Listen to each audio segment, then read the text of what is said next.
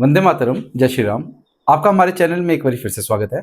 आज हम electrostatics chapter number 1 electric charges and fields का क्वेश्चन नंबर 1.2 की बात करेंगे। तो आपके लिए एक बार क्वेश्चन रीड कर लेता हूं। Exercise question number 1.2। The electrostatic force on a small sphere of charge 0.4 microcoulomb due to another small sphere of charge minus 0.8 microcoulomb in air is 0.2 newton. ठीक है, आपको दो चार्जेस दिए और फोर्स भी गिवन है। A part, what is the difference between the two spheres, पहली चीज ये पूछिए। B part, what is the force on the second sphere due to the first. तो हमें जो गिवन डाटा एक बार पहले हम वो लिख लेते हैं। क्वेश्चन नंबर 1.2, ठीक है। तो आपको Q1 चार्ज गिवन है 0.4 माइक्रोकूलम, जो आपके पास बन जाएगा 4 इंटू 10⁻⁻7 कूलम। लिख सकते हैं हम इसको ऐसे बिल्कुल। दूसरा चार्ज हमें गिवन है Q2 is equal to minus 0.8 microcoulomb, जिसको मैथमेटिकली क्या बन जाएगा, minus 8 into 10⁻⁻7 coulomb.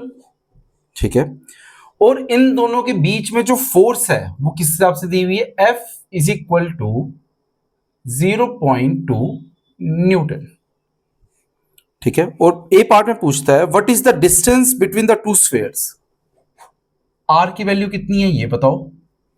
B part में पूछता है what is the force on the second sphere due to the first. Okay, तो ये first sphere due to the second दिया हुआ है और आपसे F21 की क्या वैल्यू होगी ये भी पूछ रहा है। ये दो चीजें पूछ रहा है। ठीक है, तो डाटा हमारे पास है, तो इससे रिलेटेड क्या डायग्राम बनती है पहले हम वो पार्ट देख लेते हैं। चलो समझते हैं। आपके पास एक पॉजिटिव चार्ज और कुछ दूरी पे एक नेगेटिव चार्ज है। ठीक है, इससे ऑब्जर्व हो रहा है हमारे पास। अब पॉजिटिव और नेगेटिव चार्ज के कारण जो फोर्स है दैट इज अट्रैक्टिव फोर्स, ये हमें कॉमन सेंस से पता है।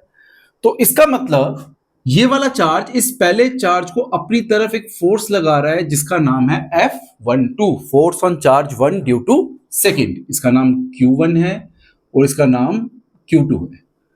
अगर एक्शन है तो रिएक्शन भी होगी, इसका मतलब वो भी उसको भी अपनी तरफ अट्रैक्ट करेगा। किस फोर्स से, F21।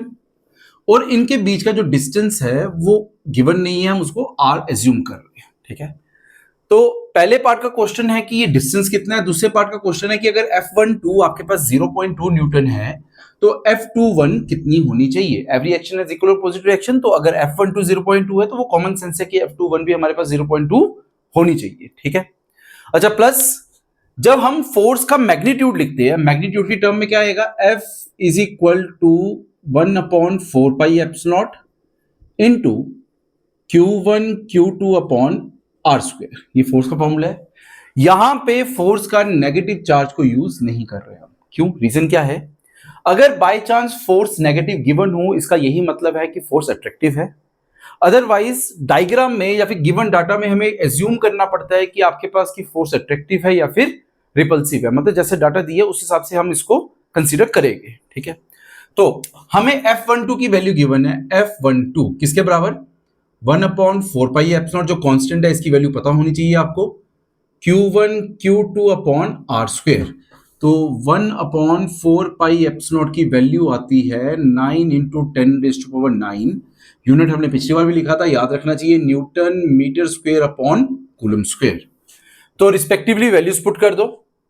F12 कितना गिवन है आपको, F12 0.2, तो मैं इसको इस तरीके से लिख रहा हूं, 2/10 is equal to 9 into 10⁻⁹ into Q1 कितना है, 4 इंटू 10⁻⁻7 इंटू Q2 कितना है, 8 इंटू 10⁻⁻7। हाँ, क्या मेरे को यहाँ पे माइनस लिखने की जरूरत है, नहीं है, मैंने डायग्राम में मेंशन कर दिया है कि फोर्स आपकी अट्रैक्टिव है।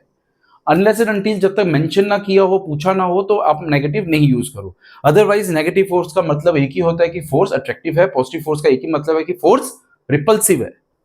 तो अपॉन आर स्क्वायर, तो सॉल्व करते हैं। आर स्क्वायर की वैल्यू हमने निकाल ली है, मैं आर स्क्वायर को उधर ले जाता हूं। R square is equal to 9 into 10⁻10, इन दोनों को मल्टीप्लाई करके, into 4 into 8 into 10⁻⁻14 divide by 2। ठीक है, इस 2 वाले पार्ट को मैंने इसके साथ काट दिया, कितना बच गया, ये 4। एक और स्टेप लिख लेता हूं मैं, R square is equal to 9 into 4 into 10⁻⁻4 लिख सकता हूं मैं ऐसे। अब इसका रूट लेना है, ठीक है, एक स्टेप और लिख लेते हैं, R is equal to under root of 9 into 16 into 10⁻⁻4। 9 का रूट क्या होता है 3, 16 का 4, 10⁻⁻4 का इंटू 10⁻², 4 3 12 इंटू 10⁻², ये कितना बन गया 0.12 मीटर। ये आपके पास आर की वैल्यू आ गई, जो पहला पार्ट का आंसर था आपका। ठीक है, सिर्फ कैलकुलेशन और फॉर्मूला बेस्ड चीजें। सेकंड पार्ट कहता है कि अगर F12 आपके पास 0.2 है तो F21 किसके बराबर होगा, तो मेरे पास F21 should be equal to F12 magnitude की टर्म्स में।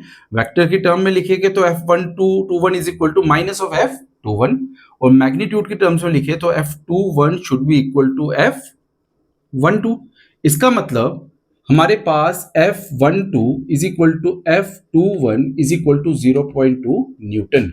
रीजन क्या रहेगा, every action has equal and opposite reaction. अगर F12 आपके पास इतना है तो F21 भी इतना ही होगा। तो ये हमारे पास टेक्स्ट बुक का क्वेश्चन नंबर 1.2 था। तो नेक्स्ट वीडियो में हम क्वेश्चन नंबर 1.3 की बात करेंगे। तब तक के लिए आपको वंदे मातरम, जय श्री राम।